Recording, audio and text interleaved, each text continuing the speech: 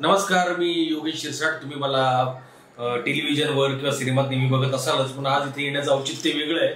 मी माझे अत्यंत जवळचे मित्र किरण दळवी यांना भेटायला आलोय आणि त्यांचं श्री गणेश मोटर ड्रायव्हिंग स्कूलला आज मी भेट दिली आणि अद्ययावत तंत्रज्ञान आणि शून्य अपघात कसे व्हावेत, शून्य अपघात व्हावेत म्हणजे अपघात होऊच नयेत यासाठी त्यांचे जे प्रयत्न आहेत, यासाठी त्यांचं म्हणजे असं वाटतं की ड्रायव्हिंग स्कूल म्हणजे फक्त बिझनेस असतो, पण हा बिझनेस बाजूला ठेवून त्यांनी समाज भांजे जपलंय, जे सामाजिक कार्य करतायत की रस्त्यावर अपघात होऊ नये आणि ड्रायव्हरच्या मनातली भीती कशी निघेल. कारण मी स्वतः आत्ता ड्रायव्हिंग शिकलोय, म्हणजे गाडी माझ्याकडे 7 वर्षांपासून आहे, पण मला हिंमत होत नाही, अजूनही मी ड्रायव्हर घेऊन फिरतो, पण मला गाडी चालवण्याची प्रचंड भीती आहे. तर इथं आल्यावर मला कळलं की अशा ड्रायव्हिंग स्कूलमध्ये जर मी ऍडमिशन घेतलं असतं तर कदाचित मला ही भीती राहिली नसते. तर ड्रायव्हरच्या मनातली ती भीती घालवणे आणि रस्त्यावर अपघात होता कामा नये यासाठी काळजी घेणे, यासाठी ते सातत्यानं अनेक उपक्रम घेतात, अनेक वेगवेगळे ऍक्टिव्हिटीज घेतात.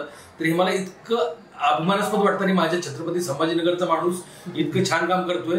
आणि मुंबईत सुद्धा किंवा पुण्यात सुद्धा मी असे उपक्रम घेणारं कोणी बघितलं नाही जे आपल्या इथं आपल्या शहरात कोणीतरी घेत आहे. तर मला तुम्हाला खूप मनापासून शुभेच्छा द्यायच्या, तर खूप खूप आभार मानायचे की तुम्ही आपला बिझनेस बाजूला ठेवून काहीतरी एक समाजभान जपताय, एक सामाजिक कार्य करताय आणि याच्यातून खूप चांगले उत्तर ड्रायव्हर घडवत आणि एक दिवस खरंच असं हो की पेपरला एकही अपघाताची बातमी येणार नाही आणि त्याचं कारण फक्त आणि फक्त किरण दळवी असतील.